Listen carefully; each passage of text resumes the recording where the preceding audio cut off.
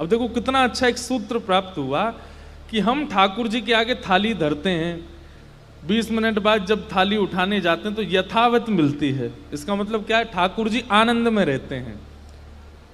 प्रस्तुत हुई वस्तु को स्वीकार ना करके आपको ही प्रदान कर देते, बोले तुम पाओ, तुम पेट भरो, तुम राजी रहो, तुम सुख में रहो, तुम प्रसन्न रहो। यह आनंद का स्वरूप है। आनंद में लुटाने की स्थिति हो जाती। मैं कथा में कहा करता हूं कि ठाकुर जी जब तक जीवन में नहीं आएंगे तब तक संग्रह का मन होगा। संग्रह मतलब इकट्ठा करने का, धन का अर्जन हो, संबंधों का अर्जन हो, वस्त्रों का अर्जन हो, संपत्ति का अर्जन हो, प्रॉपर्टीज का अर्जन हो, सब इकट्ठा करने का मन होगा जब तक ठाकुर जी जीवन में नहीं आएंगे। और ठाकुर जी के जीवन में आते सब बांटवे का मन होगा, सब देने का मन होगा, सब लुटाने का मन होगा, सब प्रस्तुत करने का मन होगा।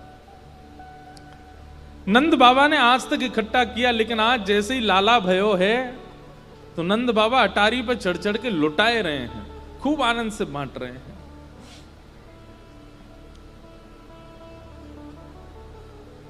सबसे पहला काम क्या हुआ? ठाकुर जी के प्रकट होते ही नंद बाबा ने सबसे पहला क्या करवाया? बोले बंधन बार बंधवा करके और चौक पुरवा करके और सबसे पहले ब्राह्मणों को बुला करके स्वस्ति वाचन करवाया। सबसे पहले ब्राह्मणों को प्रवेश करवाया नंद भवन में, और नंद भवन के द्वार पर जाकर के ब्राह्मणों ने लाला को आशीष दिया। ऐसा कह दें तो कोई अतिशयोक्ति नहीं, देवी देवता गंधर्व सब लाइन में खड़े हैं ठाकुर जी को देखने को, लेकिन सबसे पहले नंद बाबा ने विप्रों को बुलाया और विप्रों को दर्शन कराया।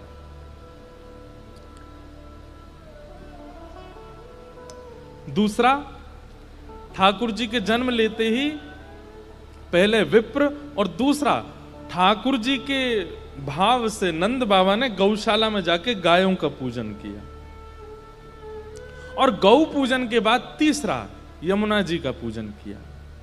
विप्र, धेनु और यमुना, ये 3 अर्चन किए पहले नंद बाबा ने।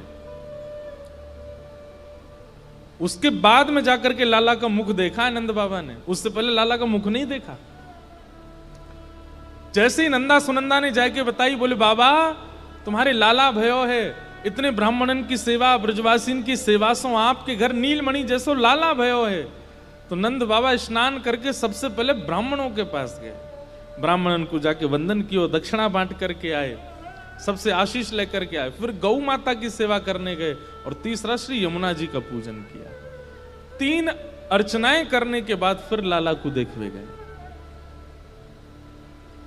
ऐसे नंद बाबा, और लाला को मुख देखते ही नंद बाबा ऐसे आनंद में आए, ऐसे आनंद में आए कि अटारी पर चढ़ करके जो सामने आयो है वही को अपनी सामग्री लुटाने लगे। अभी नासिक में कथा थी वृंदावन रसोत्सव, पूरी कथा का नाम ही यही था। तो वहां किशोरी जी के प्रादुर्भाव की कथा सुनाई गई, ज्यादातर किशोरी जी का चरित्र कहा। तो उसमें एक भाव आया इतना सुंदर कि जैसे ही नंद बाबा के लाला भयो और ये खबर 84 कोस में फैलती फैलती फैलती जैसे ही वृषभानु जी और कीर्ति मैया को प्राप्त भई, तो देखो हमारे ब्रज में 2 मत हैं। एक मत तो कहता है कि किशोरी जी ठाकुर जी से बड़ी हैं, और दूसरा मत कहता है कि किशोरी जी ठाकुर जी से छोटी हैं। गौड़िया वैष्णव संप्रदाय में किशोरी जी को छोटा माना जाता है, वहां पे ऐसा भाव है कि लाडली जी को जन्म बाद में भयो। लेकिन हमारे ब्रज के कई मत ऐसे हैं, वहां पे ऐसा भाव है कि किशोरी जी ठाकुर जी से 1 साल पहले आई हैं, और 1 साल नहीं 11 महीना पहले। लाल जी को जब जन्मोत्सव भयो तब किशोरी जी 11 महीना की हैं। तो ऐसे ये 2 मत हैं। अब हमको उसमें विवाद में नहीं पड़ना, सबके मत अपने अपनी जगह उचित हैं। और रही बात, आपको ये भी मन में आ सकता है फिर ये 2 मत हुए क्यों, एक ही होना चाहिए, इतना कंफ्यूजन क्यों? कंफ्यूजन नहीं है। ठाकुर जी का किशोरी जी का एक बार आगमन नहीं हुआ पृथ्वी पर, वो जब उनकी इच्छा लीला की होती तब तब वो पधारते हैं। ये लीलाएं कभी कभी किसी किसी कालांतर में, किसी किसी कल्प में किशोरी जी पहले आई हैं, किसी कल्प में ठाकुर जी पहले आए हैं। तो इस भाव से दोनों मत उचित हैं, इनमें कोई भेद नहीं है। तो जैसे ही वृषभानु जी को पता चली कि लाला भयो है, अब यहां हम इस मत से सुनेंगे कि अभी किशोरी जी को जन्म नहीं भयो है, लेकिन नंद बाबा और वृषभानु जी दोनों इतने खास सखा हैं एक दूसरे के। इनने बचपन से ही, जब से सखा बने तब से ही मन बना लियो कि हम में ते जाकी लाली भई और जाको लाला भयो, तो दोनों उनको ब्याह कर देंगे। अभी तो मित्र हैं, फिर हम समधी है जाएंगे। जैसे ही सुनी कि नंद भवन में लाला भयो है, वृषभानु जी के नेत्र सजल हो गए, प्रेम में भर गए श्री वृषभानु जी। अब भैया सब जगह ते तो लाला के काजे टोपी कुर्ता आ रहे हैं, लाला के काजे खिलौना आ रहे हैं, लाला के काजे माखन मिश्री आ रही है, लाला के काजे बहु बहु व्यंजन आ रहे हैं, पर कीर्ति मैया और वृषभानु जी क्या लेकर के आए? आप लोग शायद जानते हो, जब ब्याह पक्का होता है ना, तो उससे पहले रोका होता है। और रोका तो आजकल बोलने लगे, लेकिन उसका वास्तविक अर्थ जो शब्द है उसका मतलब टीका होता है। टीका हो गया मतलब ब्याह से पहले ही 6-7 महीना पहले लड़का को टीका कर देते हैं। बोले अब तुम भैया हमारी लाली ही ब्याहेगी आपको, और उसमें बहुत सारी सामग्री देते हैं, गले के हार पहनाते हैं, अंगूठी पहना देते हैं। सास ससुर और परिवार के बड़े लोग जाकर के नारियल दे आते हैं लाला को कि भैया अब तुम हमारे जमाई बनने लायक हो, अब 6-7 महीना बाद मुहूर्त है, ब्याह करेंगे। और ऐसे ही वर पक्ष के लोग वधू के यहाँ जाते हैं, वहां वधू का तिलक करके आ जाते हैं। तो जब नंद बाबा के लाला भय 2 दिना के लाला को टीको करवे आए हैं, कौन? वृषभानु जी और कीर्ति मैया। इसलिए हमारे ब्रज में आज भी गाते हैं, नंद महर घर धोंटा जायो। धोंटा मतलब लाला। और जैसे ही कहते हैं नंद महर घर धोंटा जायो, फिर सब लोग कहते हैं बरसाने से टीको आयो। नंद महर घर लाला जायो, बरसाने से टीको आयो। नंद महर घर धोंटा जायो, बरसाने ते टीको आयो। ए नंद महर घर धोंटा जायो, बरसाने ते टीको आयो।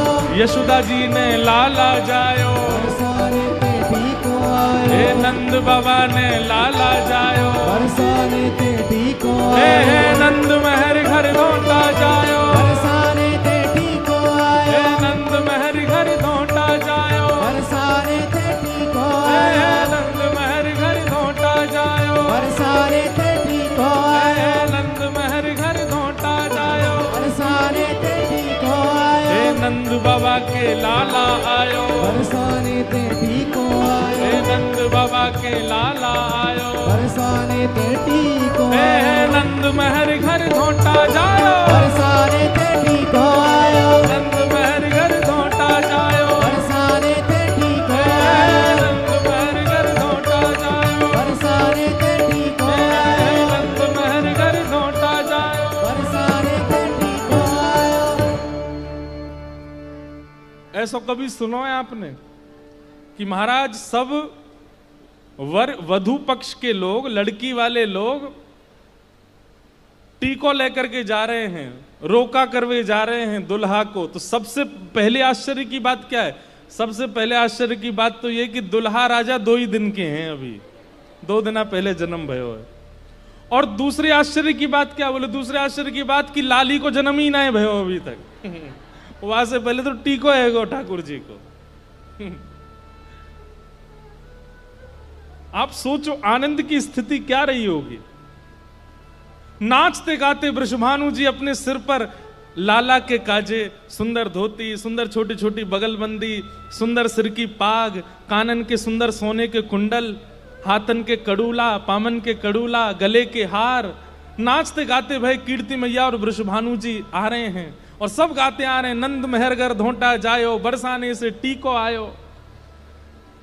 नंद बाबा ने देखी, बोले जी का है रो भैया, बोले टीको आयो आपके लाला। अरे आपके लाला को संबंध आ गयो है ते ही रिश्ते वाले आ गए।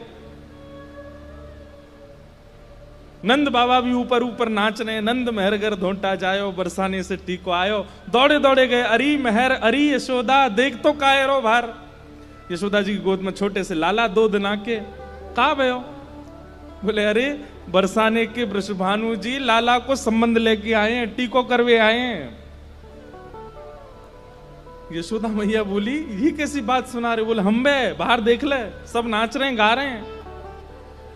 यशोदा मैया बोली वो सब बात तो ठीक है, लेकिन वृषभानु जी के तो अभी लाली ना भाई, संबंध कैसे लिया है। नंद बाबा बोले जे तो मैनू नहीं सोची, मैं वैसे ही नाच तो आ रहा हूं भारते। सब लोगन को जाए करके नंद बाबा बोले अरे भैया तुम नाच काय क्यों रहे हो। बोले अरे लाला को संबंध तो आयो, पर इनकी छोरी तो है ही ना अभी तक। और जो जो सुन तो जाए वही आश्चर्य करो। बोले हाँ बात तो सही है, अभी तो लाली तो वही ना है। नंद बाबा बेचारे प्रसन्न है। इतने में ही वृषभानु जी नाचते नाचते आए और आकर के सबरी सामग्री धर के नंद बाबा को हृदय से लगाए। नंद बाबा ने भी खूब प्रेम दियो, प्रेम आश्रु भरे आए वृषभानु जी के नेत्रन में। नंद बाबा बोले भैया एक बात हमारी सुनोगे। बोले हाँ। देखो संकोच मत करियो, हम तो बहुत प्रसन्न हैं कि आप ये सब सामग्री लेके आयो, टीको लेके आयो, इतना आनंद उत्सव करते आयो, लेकिन मन में एक संकोच है रोए। नंद वृषभानु जी बोले कहा। बोले अभी तक लाली तो भई ना है, आप ब्याह को संबंध कैसे लिया है। वृषभानु जी प्रसन्न है गए और प्रसन्न है करके नंद बाबा ते कहा बोले। बोले हे नंद बाबा, कई बार कई कार्य को अगर प्रारंभ कर दिया जाए ना, तो वह प्रारंभ की पूर्णता में देवता भी सहायक बन जाएं। बोले मैं समझो ना। बोले आज लाला को टीको कर जाएंगे, आज लाला को अपने जमाई के रूप में हम तिलक करके चले जाएंगे, तो फिर विधाता को हमें लाली देनी ही पड़ेगी, और फिर लाली आवेगी आवेगी। ये हमारे आज टीको करके जाएंगे। टीको आज या हमारे कर जा रहे हैं कि भैया, या टीको को जब देवता देखेंगे तो उनके मन में आवे कि भैया इतने उत्साह थे, ये 2 दिना के लाला कोई टीको कर गए हैं, तो इनको लाली दे दो, इनके यहाँ लाली पहुंचाए दो, या हमारे लाला को टीको करवे आए। सोचो, रत्न सिंहासन पर लेकर के यशोदा मैया नेक्से से लाला को बैठी हैं, और श्री वृषभानु जी और कीर्ति मैया चरण धो रहे हैं लाला के, 2 दिना के लाला के, और चरण धो के वहां पर टीको लगा रहे हैं, बलैया ले रहे हैं। जय हो जमाई राजा, जल्दी ते बड़े है जाओ, प्रार्थना करो जल्दी ते लाली बहू रानी भी आ जाए, वही तो ब्याह होए तुम्हारो। ये दृश्य देख करके सब नंदगांव के लोगों के नेत्रों में आंसू आ गए। बोले ये कैसो अद्भुत, ऐसो ना कभी पहले सुनो है और ना कभी आगे होएगो, ये तो केवल कृष्ण जन्म में भयो है, कि ठाकुर जी के जन्म हेतु ही ब्याह पक्को होएगो है। इतनी लीलाएं हैं हमारे यहाँ ब्रज में ठाकुर जी के प्राकट्य की, किशोरी जी के प्राकट्य की, कहां तक उसका वर्णन करें। तो ये भाव दोनों पक्ष में चलेगा। अगर किशोरी जी नहीं भई हैं तो भी, और किशोरी जी है चुकी हैं तो भी। अगर किशोरी जी को जन्म है चुका है तो वृषभानु जी कीर्ति मैया टीको लेकर के आए। बोले हमारी लाली 11 महीना की, भाई तो ब्याह होएगो लाला को, या को टीको कर जा रहे हैं अभी। ठाकुर जी को टीको भयो है। सब ब्रजवासी आनंद में गा रहे हैं, झूम रहे हैं, उत्सव मना रहे हैं। ठाकुर जी बड़े आनंद में।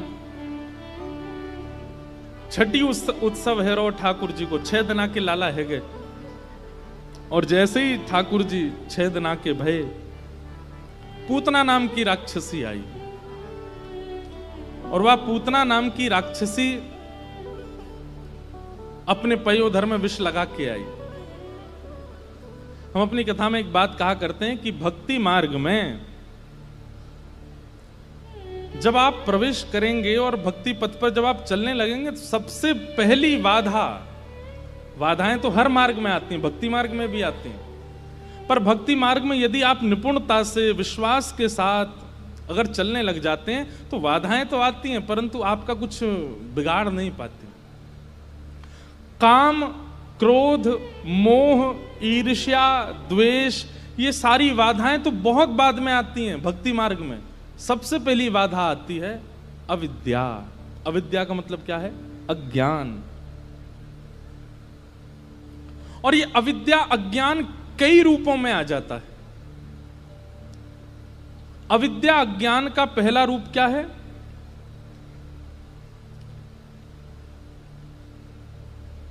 आडंबर। क्या है? आडंबर। आप भक्ति पथ पर चलते जब प्रारंभ करते हैं ना, तब तो आप वास्तविकता में होते हो, लेकिन धीरे धीरे धीरे धीरे धीरे धीरे धीरे चलते चलते कुछ समय निकल जाने के बाद में फिर भक्ति का कहीं ना कहीं सूक्ष्म रूप ही सही लेकिन दिखावा प्रकट हो जाता है। कैसा दिखावा? जब आप किसी गैर वैष्णव को देखते हो, जो वैष्णव नहीं है, उसके सामने आपके मन में ये भावना आने लग जाती है, रोज तिलक लगाते हैं, 4 बजे तो उठ जाते हैं, बिस्तर छोड़ देते हैं चाहे रात में 1 बजे सोए हों, रात को चाहे कितना विलंब हो जाए 10 बजे तक तो महाराज जी कथा करते हैं, उसके बाद हम लोग प्रसाद पाते हैं, घर जाते हैं, 12 बज जाते हैं, सोते सोते रील देखते हैं, 1-2 बज जाते हैं, लेकिन 4 बजे उठ जाते हैं सुबह। अब ये क्या है? ये एक सूक्ष्म अभिमान है आपको अपनी भक्ति का और आप उसको दिखावे के रूप में प्रस्तुत करने लगते हो। ये अविद्या है, ये अज्ञान है। भक्ति का प्रचार नहीं होता, 2 चीजों का प्रचार नहीं होता है, एक तो भक्ति का और दूसरे प्रेम का। प्रेम का और भक्ति का आप जितना प्रचार करोगे ये उतना घटेंगे, और अपने अवगुणों का जितना प्रचार करोगे ये उतने ज्यादा घटेंगे। अवगुण का प्रचार यदि कर दो, किसी को बता हम में एक दोष है, क्या क्रोध आ जाता है, हम में एक दोष है, क्या ऐसे हो जाता है, तो बताने से दोष घटता है, क्योंकि आप दोष को जितना छुपाओगे वो उतना बढ़ेगा, जितना बताओगे उतना घटेगा। इसलिए भक्ति का प्रचार नहीं, वो प्रचार अज्ञान है, वही पूतना है।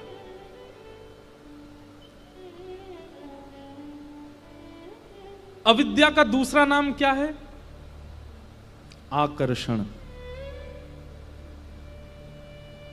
कई बार आप अपने भजन से, अपने नाम जप से, अपनी दिनचर्याओं से, अपनी सेवा से आपका ये रुझान नहीं रहता कि ठाकुर जी प्रसन्न हो, ये रुझान हो जाता है कि ये लोग आकर्षित हों। कई बार हमारी भक्ति में ये दोष आ जाता है। प्रारंभ तो इस भाव से किया था कि हमारे ठाकुर जी को राजी लगे, हमारे ठाकुर जी को अच्छा लगे, हमारे ठाकुर जी को सुख पहुंचे, लेकिन कुछ समय बाद ऐसा भाव आने लगता है ठाकुर जी के सुख का विचार नहीं करते हैं। फिर क्या देखते हैं? इनको भा जाए, ये लोग देखने आएंगे, ये लोग आकर्षित हो जाएं, ये लोग आकृष्ट हो जाएं, इनको अच्छा लगे। ये भक्ति में एक दोष है। आप प्रारंभ में सेवा करते थे, ये सब अनुभव किया है, हमने भी अपनी लाल जी की सेवा में अनुभव किया है और फिर सुधार भी किया है। प्रारंभ में सेवा में क्या लगता है? ठाकुर जी को सुख पहुंचे, ऐसे वस्त्र पहनाओ, ऐसे भोग लगाओ, और ये चिंता लगी रहती है, इनको अच्छा तो लग रहा होगा ना, इनको कष्ट तो नहीं हो रहा होगा, ये सुखी तो होंगे ना, ये हमारी सेवा से प्रसन्न तो है ना। लेकिन कुछ दिन बाद हम ठाकुर जी के सुख का विचार करना बंद कर देते हैं। फिर हम क्या सोचते हैं? अरे 5 लोग दर्शन करने वाले आने वाले हैं, ऐसा सजाओ ठाकुर जी को, ये पहना दो। नहीं पहन रहे, जबरदस्ती पहनाओ, क्योंकि ठाकुर जी के सुख का विचार नहीं, दूसरों के सुख का विचार। पहले तो आप ठाकुर जी को प्रिय लगने वाली वस्तु देते थे, अब आपकी जीव का जो मन होता है वो ठाकुर जी के लिए बना देते हो। आज हमारा छोले भटूरे का मन है, बनाओ, भोग लगाओ ठाकुर जी को। ये अविद्या है, ये आपको पता नहीं चलता है, लेकिन ये प्रारंभिक बाधा यहीं से शुरू होती है भक्ति में। यही पूतना है। ठाकुर जी के गोकुल में जन्म लेते 6 दिन के अंदर पूतना आ गई। हमारे आचार्य चरणों ने पूतना को भक्ति में आई हुई दोष के रूप में बताया, सावधान रहिएगा इससे। क्योंकि इसको जब आप बहुत लाइटली ले लेते हो ना, तो फिर काम का आना स्वाभाविक हो जाता है, क्रोध का आना स्वाभाविक। अरे एक राह निकल जाए तो उस राह, घर में एक छेद हो जाए अगर धरती में, तो वहां से चींटियां भी आने लग जाती हैं, वहां से कॉकरोच भी घुस आते हैं, वहां से छिपकली भी आ जाती है, छिपकली तो कहीं से भी आ जाती है, वहां से कीड़े मकोड़े भी घुसने शुरू कर। एक छेद की आवश्यकता होती है और फिर वो एक छिद्र से अनेक हो जाते हैं, चूहे भी आ जाते हैं। अभी हमारी कहीं कथा थी,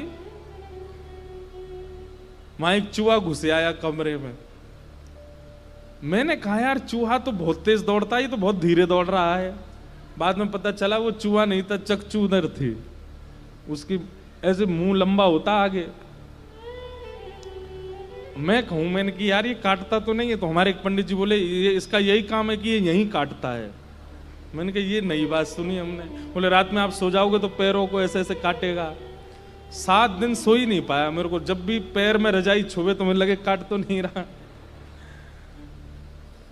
तो भाव आया कि घर में एक छिद्र, और जबकि नया घर था जिसमें हम रुके, ज्यादा पुराना नहीं था, उसमें भी घुसे आए। तब ये सूत्र मिला कि भाई एक छेद अगर कहीं हो जाए, कहीं पर एक रास्ता बन जाए, तो वहां से कई जीव घर में घुसने लग जाते हैं।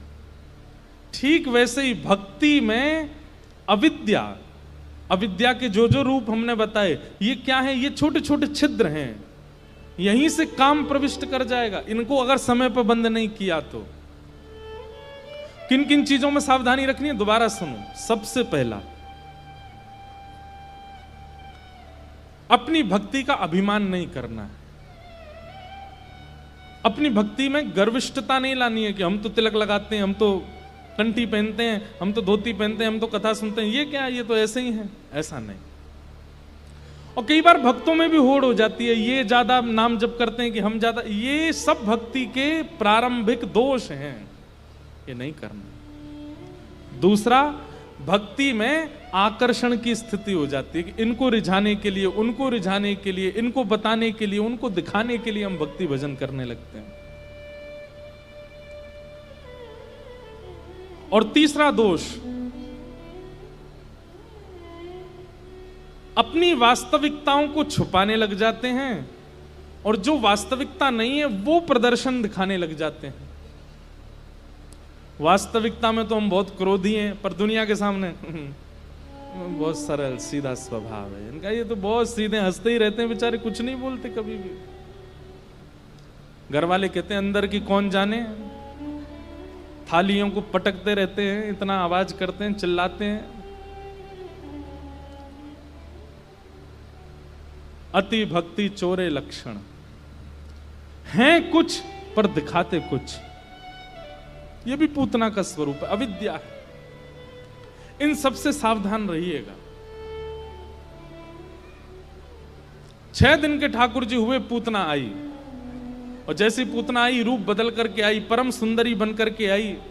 पूतना के रूप को देख करके सब ब्रजवासी कहने लगे, ओ भैया ये तो साक्षात लक्ष्मी आई लगे। उसके रूप और उसके वस्त्रों को देख करके यशोदा मैया को भी विश्वास हो गया कि कोई अच्छे घर की होगी, और मैया ने बिना कुछ पूछे अपने लाला गोद में दे दिए।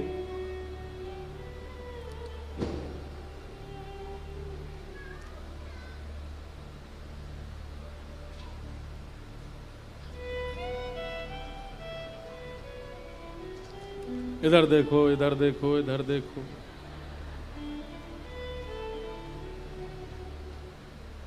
आज तो गिरिराज जी उठाने ही पड़ेंगे, लाला है।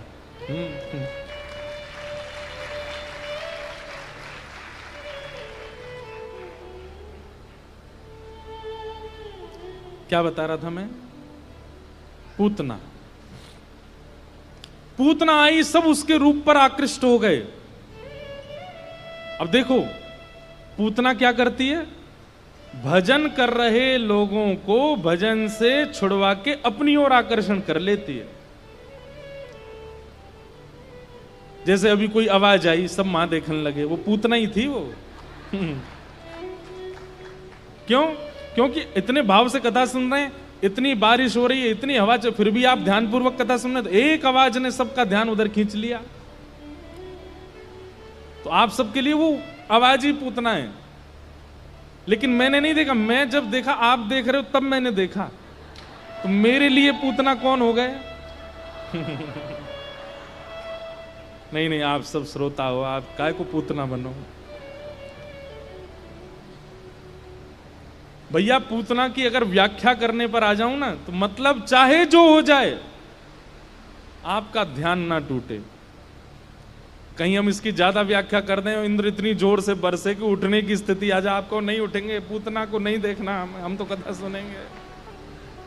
पर पूतना का असली अर्थ यही है, जो भजन में लगे, भाव में लगे, कथा में लगे, वैष्णवों को अपनी ओर आकृष्ट कर ले, वो पूतना है।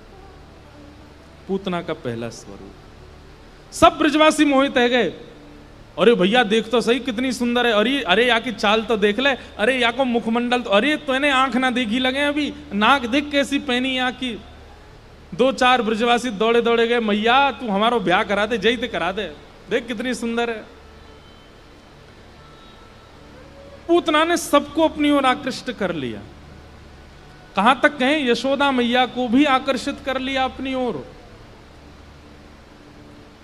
यशोदा मैया ने की अच्छे घर की है, आओ बहन बैठो, तुरंत अपने तुम्हारो ही लाला है, खिलाओ, कहा नाम है तुम्हारो, अपना नाम बताने लगी, झूठा कोई भी, पास के गांव से आई हूं आदि आदि बोलने लगी।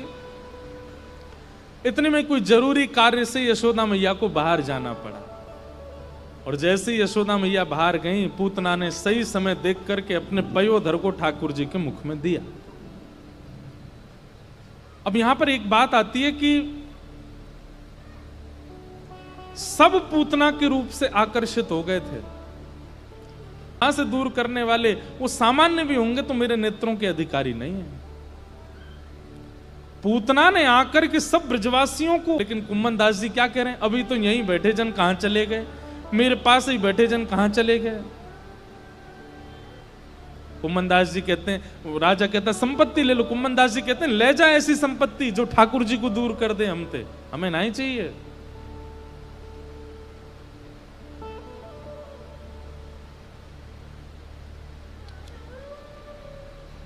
एक बात बताएं, सूरदास जी ने बहुत अच्छी बात लिखी और हम हर कथा में गाते हैं। जाके संग कुमति उपजत है, जाके संग कुमति उपजत है, पड़त भजन में भंग, हाँ पड़त भजन में भंग। तजोरे मन। आपकी मालाएं कम हो रही हैं, उसका त्याग कीजिए, जिसके कारण आपका भजन में बाधा हो रही है, सेवा नहीं कर पा रहे। अरे अब आप एक बूंद जहर भी है, आप उसको कैसे छोड़ दो? अरे छोड़ना दूर, आप किसी और को खाने भी नहीं दोगे, सीधे डस्टबिन में फेंक के आओगे, ये इसको कोई ना खावे। ठीक वैसे ही आपके संबंध वाला व्यक्ति रूपवान है, संपत्तिवान है, आप व्यक्ति रूपवान है, संपत्तिवान है, आपकी बहुत सहायता करता है, आपके संग रहता है, आपके संग घूमता है, आपको जो त्यजो तजोरे मन, तजोरे मन हरि विमुख, जिनका त्याग नहीं कर सकते। प्रहलाद जी ने भी तो त्याग नहीं किया अपने पिता का, वो तो ठाकुर जी ने आकर के ही वध किया, तो बात अलग है। ऐसी स्थिति में क्या करें? मन में स्थान मत दीजिए, मन से त्याग कर दो। अपने तन के कर्तव्यों का निर्वहन कर लीजिए। संबंध में अब वो कोई भी हो सकता है। अब कई लोग ऐसे यहां बैठे हैं जो मन में कभी उनको स्थान मत दीजिए। तजोरे मन हरि विमुखन को संग, जाके संग कुमति उपजत है, पड़त भजन में भंग। तजोरे मन हरि विमुख। और सबसे बड़ी बात, वो भले ही दोषी है, वो भले ही क्रोधी है, वो भले ही जैसा भी है, जिसके भी बारे में आप सोच रहे हैं, उसके अवगुणों से भजन पर प्रभाव नहीं पड़ा हो तो त्याग नहीं करना है। लेकिन आपके भजन में बाधा आ रही है, आपकी कथा में बाधा आ रही है, आपके धाम में बाधा आ रही है, आपके गुरु निष्ठा में बाधा आ रही है, त्यागिए उसको, वो आवश्यक नहीं है। और कई बार ना त्याग से ही ठाकुर अपनी नींदें छोड़ देते हैं, अपने भोजन की व्यवस्था बदल देते हैं। क्यों? बच्चों को जैसा अच्छा लगे वैसे हम रहेंगे। इधर देखो, बच्चों को जैसे अच्छा लगे वैसे हम रहेंगे। कई माता पिताओं को रात में गहरी नींद में सोने की आदत है, लेकिन बालक जब हो जाते हैं रात में रोने वाले, बेचारे रात रात भर जगते हैं, उसको सुलाते हैं, उसकी सेवा करते हैं, उसको दिक्कत नहीं हो ऐसा ध्यान रखते हैं। कई बार बालक बड़े हो जाते हैं, भोजन नहीं करते, तो बिना मिर्च का नमक का भोजन पिताजी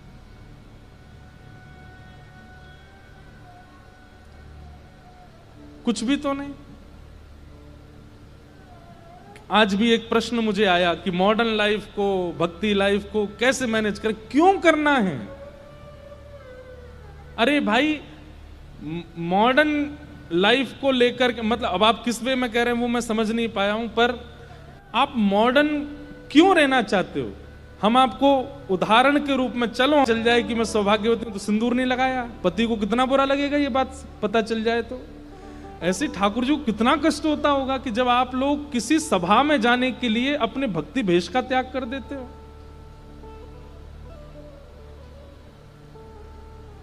अपने भजन का त्याग कर देते हो, अपने भाव का त्याग कर देते हो। त्याग ठाकुर जी के लिए कीजिए, उनके लिए त्याग, उनके लिए समर्पण कीजिए। जिन भेषा मेरो सावरो रीझ है, जिन भेषा मेरो, कहने दो, पर हमारे हृदय का स्वरूप, हमारे हृदय का भाव कुछ और नहीं है। आपको बताएं, हम धोती बगलबंदी पहनते हैं। कई बार कथा कराने वाले लोग बिजनेस क्लास में टिकट भेज देते हैं, तो जब बिजनेस काउंटर पे जाते हैं ना तो इकोनॉमी उधर है, क्यों हम इधर नहीं आ सकते? उनको ये लगता है ये धोती वाले कैसे जा रहे हैं बिजनेस क्लास में। ये मेंटलिटी क्यों बनी हुई है उनके मन में कि भाई ये नहीं जा सकते, ये बड़ी गाड़ियों में नहीं घूम सकते, ये ऐसे, ये तो त्यागी हैं। अरे त्यागी है, ये विचारधारा क्यों बन गई है लोगों के चित्त में? कहीं ना कहीं हम लोगों ने ही भगवत भेष की गरिमा महिमा को छोटा कर दिया है। गौरव के साथ घूमा कीजिए, तिलक लगा करके, कंठी माला पहन करके, वैष्णव वेश में गौरव के साथ जाया कीजिए।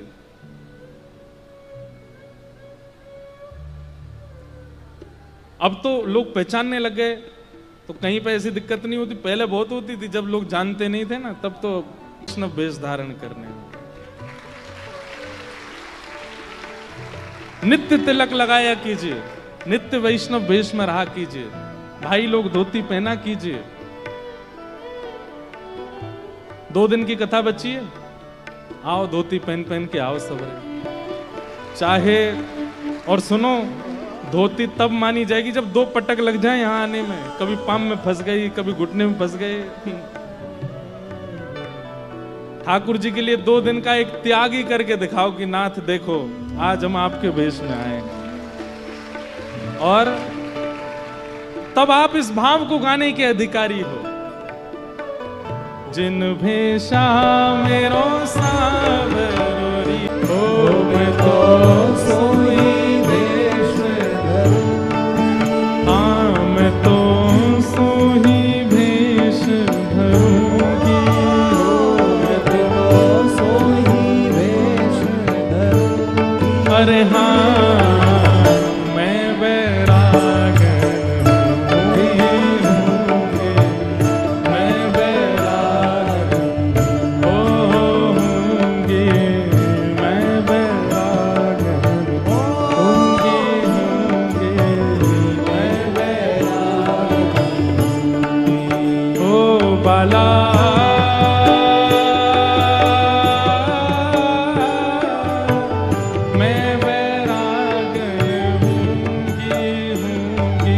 सिचुएशन नॉर्मल से अब नॉर्मल हो तो समझो ठाकुर जी आए हैं कथा में।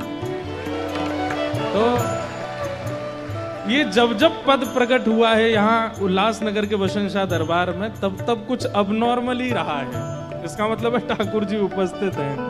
जिन भेषा मेरो सावरो रीझ, जिन भेषा मेरो सावरो रीझ, जिन भेषा राधा रमण जूरीझ, जिन भेषा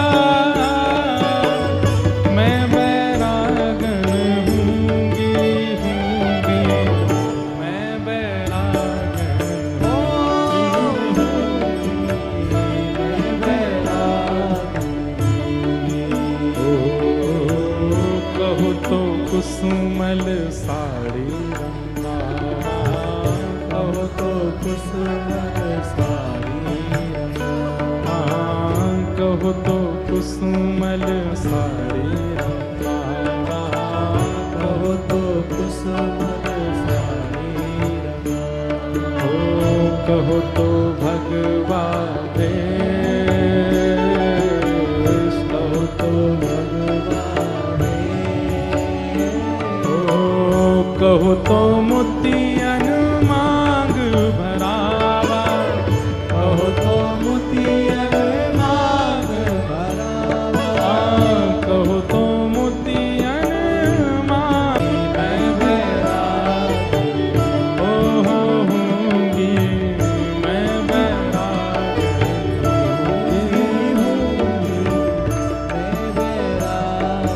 बोलो वृंदावन बिहारी लाल की।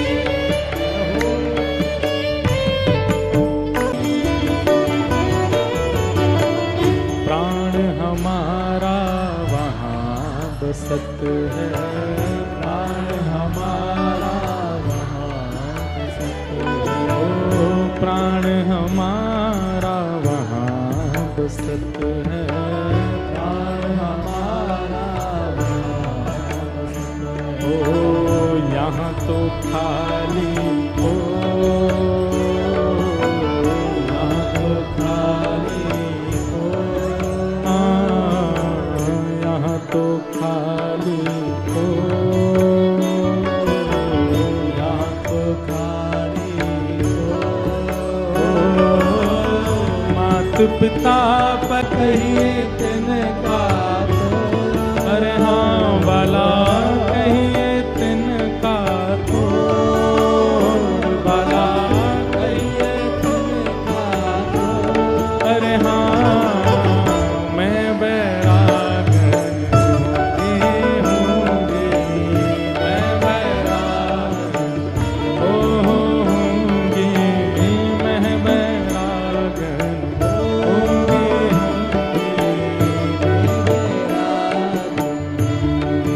ओ बाला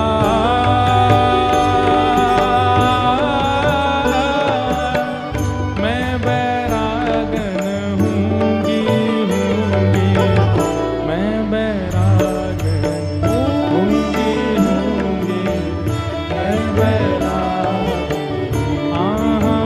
होंगी, मैं बैरागन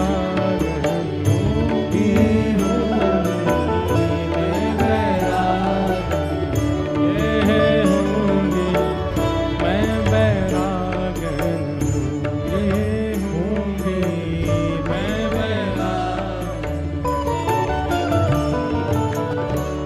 बोलो गिरधर लाल प्यारे की जय। तो भेष धारण करने में लज्जा नहीं करनी है। तजोरे मन हरि विमुखन को संग, जाके संग कुमति उपजत है, पड़त भजन में भंग। कि वो अपने वास्तविक रूप में नहीं आई है, बहलूपिया रूप धारण करके आई है, सुंदरी बन के आई है, आकर्षण करने वाली जानबूझ के बन के आई है नहीं है वो, इसलिए ठाकुर जी ने उसको नहीं देखा। दो दोष हैं पूतना में। पहला, वास्तविक रूप को छुपा रही है और दूसरा सबके भजन को छुड़वा रही है।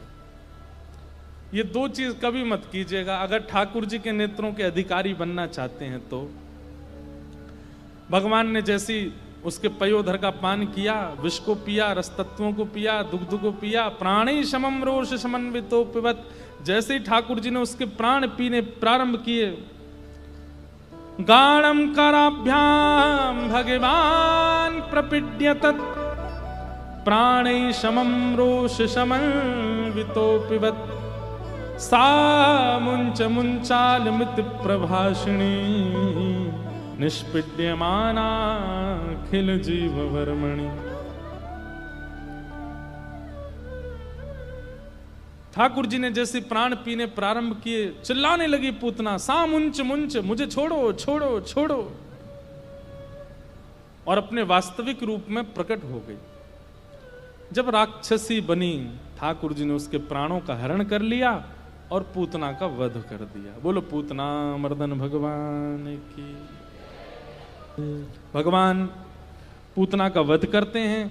सब ब्रजवासी ठाकुर जी को लेकर के गौशाला जाते हैं और वहां जाकर के ठाकुर जी का गौमूत्र से स्नान कराते हैं, गौपुच्छ से झाड़ा लगाते हैं। बंधुओं, गैया पशु नहीं है। अभी आगे लीला में एक जगह आता है, ठाकुर जी जब नेक बड़े है गए तो मैया से जिद करने लगे, मैया मैं गैया चरावे जाऊंगा।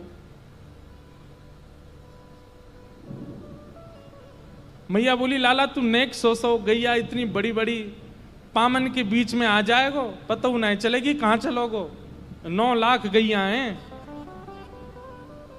ना। मैया मैं तो गैया चरावे जाऊंगा। इतने रोए इतने रोए। बहुत सुंदर लीला है गौचारण लीला भी। तो कहते हैं कि ठाकुर जी का रोना शुरू हुआ तो नंद बाबा आ गए। नंद बाबा ने आके की, अरे मेहर जी काय को रो रहे, देखो ना जिद कर रहा हो गैया चरावे जाऊंगो।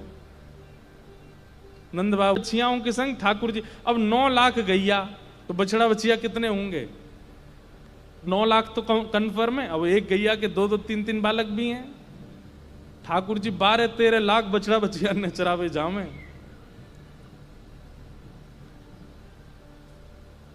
गर्गाचार्य जी आए, सांडिल्य मुनि आए, सबने आकर के लाला को तिलक कियो।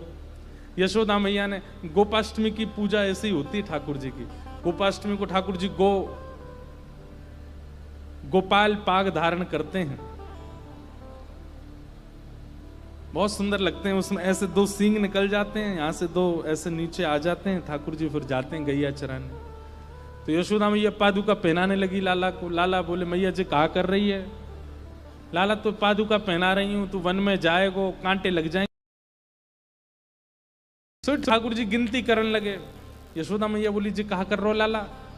बोले, मैया मेरे तो 2 ही पांव हैं, बछड़ा बछियान के तो 4-4 हैं, इनके काजे भी पादुका लिया, इन सबन के भी पामन में हम पादुका पहनाएंगे। तो यशोदा मैया के मुख से गलती से निकल गई, बोले लाला ये तो जानवर हैं, जानवर कोई पादुका पहने? जैसे ही ठाकुर जी ने सुनी जानवर,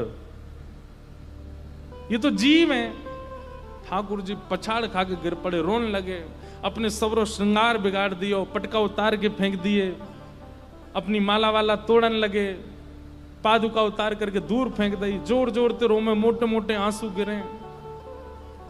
यशोदा मैया ने खूब शांत कराए, लेकिन नहीं भय। जब वो जानवर है तो मैया तेरो तो दूध पियो मैंने, तू भी जानवर है। यशोदा मैया ने कान पकड़ के वादना शर्त रखी, बोले लाला तू कुछ सौगंध खा के कह रही हूं, आज के बाद कभी जानवर नहीं बोलूंगी।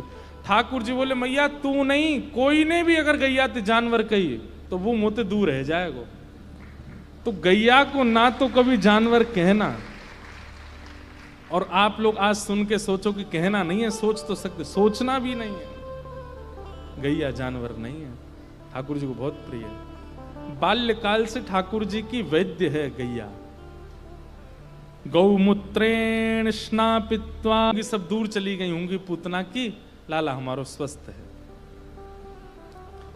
ठाकुर जी 3 महीना के भय, पलना महोत्सव हुआ, सक्टासुर नाम का दैत्य आया, ठाकुर जी ने उसका वध कर दिया। 3 महीना के ठाकुर जी ने। जैसे ही ठाकुर जी 1 साल के भये, भगवान का नामकरण संस्कार हुआ।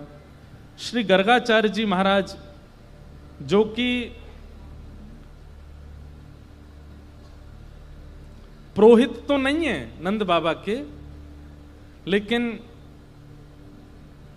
श्री गर्गाचार्य जी की गरिमा महिमा इतनी श्रेष्ठ है। कई बार विशिष्ट महापुरुष आते हैं तो उनसे भी हम अपने घर के बालकों का नामकरण करवा देते हैं, भले ही वो पुरोहित नहीं है हमारे।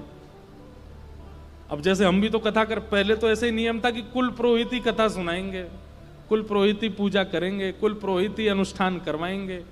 पर अब ऐसा होता है कि अगर हमारा किसी से प्रेम भाव है, कोई महापुरुष हैं, कोई वैष्णव हैं, तो हम उनसे भी आग्रह करते हैं। पहले तो ऐसे ही होता था कि कुल पुरोहित ही कथा सुनाने आएंगे, उस खानदान के जो कुल पुरोहित होंगे। अब तो सब जगह जाते हैं। ऐसे ही सांडिल्य मुनि कुल पुरोहित हैं, लेकिन वे कहीं व्यस्त थे तो श्री गर्गाचार्य जी महाराज आए। और फिर इसमें कथा तो ऐसी है कि सांडिल्य मुनि को पता है कि नंद बाबा को लाला, इनको नहीं है। ये तो वसुदेव देवकी को लाला है, और वसुदेव देवकी के कुल पुरोहित गर्गाचार्य जी हैं। तो सांडिल्य मुनि ने योजना बनाई कि भाई कुल पुरोहित के द्वारा ही नामकरण हो ठाकुर जी का। क्योंकि वसुदेव देवकी के कुल पुरोहित गर्गाचार्य जी हैं, तो वे ही गए वृंदावन। नंद बाबा को पता चली कि गर्गाचार्य जी आए हैं, तो कहा कि आप ही नामकरण कर दो, इतने बड़े महापुरुष हमारे ब्रज में आए हैं। तो गर्गाचार्य जी ने नामकरण किया। सब नामकरण जैसी हैं लगो। क्या कह रहे हैं?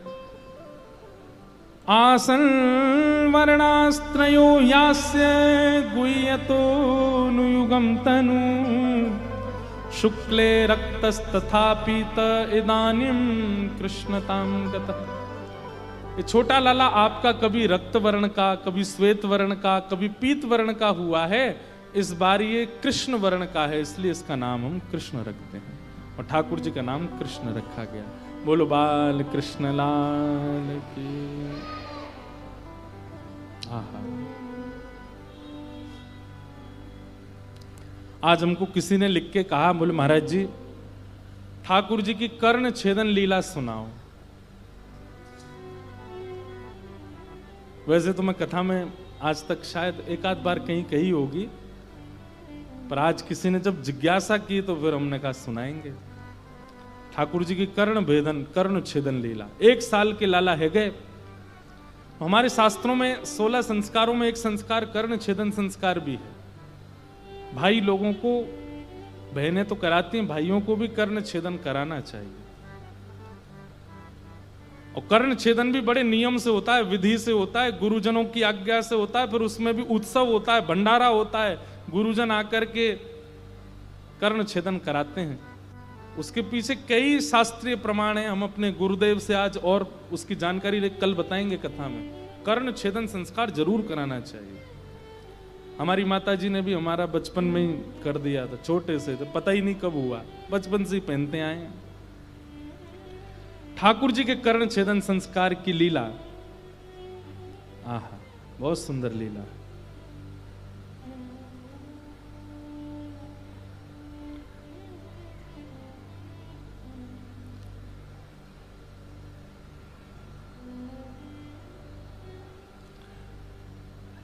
आयो करण वेद दिननी को, आयो करण वेद दिननी को, आयो करण वेद दिननी को, आयो करण वेद दिननी को। गुर की भेली हाथ निभाई, गुर की भेली हाथ निभाई। कैसा स्वरूप है, दर्शन करो। ठाकुर जी के घुंघराले केश, आज मैया ने लाला को स्नान करायो। स्नान करा करके घुंघराले केशन की एक बैणी बनाई और वहां पे सुंदर पुष्प बांध करके और ऐसी चोटी जैसी बना के वहां पे एक मोर पिछ लगायो। सुंदर मोतीन की लड़ ठाकुर जी के सिर पर बांधी है। पीताम्बरी पहनी। आज लाला बड़े खुश हैं सुबह से। क्यों? मैया नए नए वस्त्र पहना रही है, नए नए आभूषण पहना रही है, नए नए कड़ूला पामन में पाजे। 1 साल के लाला हैं, अभी बोलना जाने ना है। 2 3 4 दांत निकल आए हैं, बस वही ते सबन ने काटते डोले, जो आ गए पड़ जाए वही काट जाए। एक जगह ऐसी लीला बता में कि ठाकुर जी के दांत जब निकल के आए तो ठाकुर जी बोले, सबन को कैसे पता चले कि मेरे दांत आ गए? तो बगल में दाऊ दादा बैठे, उनको हाथ पकड़ के खेलते खेलते काट गए। जोर दे दाऊ दादा चिल्ला, मैया देख लाला मुझे काट गो। मैया बोली, अरे दाऊ, बोलो भली चलाई, हमारे लग गई, यहाँ पे ढोल बज रहे हैं। क्यों? लाला का दांत निकल आए। कहते हैं महाराज भीड़ लग गई गोकुल में। क्यों? सब आमे लाला तक, लाला अपने दांत दिखाए दे। ठाकुर जी बैठे हैं सामने, तो सब लोग अपनी अपने हाथ दे में ठाकुर जी के मुख में। ठाकुर सबन के हाथन में काट जाएं, और जैसे ही हाथन में 2-2 दतुइयां गड़े, वाकू देख करके सब अपने, अरे वाह भैया देख कैसे सुंदर सुंदर दांत निकले, काट गो यहाँ पे। सुबह से शाम है गई, ठाकुर जी रोने लगे। क्यों? जो आवे से मुंह में उंगली दे, लाला मुंह काट ले। छोटे छोटे दांत हैं ठाकुर जी के। आज ठाकुर जी बड़े प्रसन्न हैं। क्यों? यशोदा मैया नए नए वस्त्र पहना रही है। क्या किया? गोद में बैठा करके लाला को सुंदर गुड़ ठाकुर जी के हाथ में ऐसे लगाए हैं। गुड़ की भेली हाथ निवाई, गुड़ की भेली हाथ निवाई, कियों रोचन कोटि को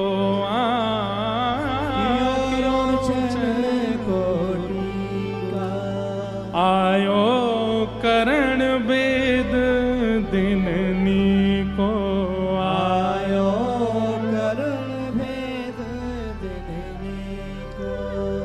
गुरु शशि नक्षत्र बार बल पहुँचे, गुरु शशि नक्षत्र दिन मन अति सुखदाई, आयो दिन मणि अति सुखदाई।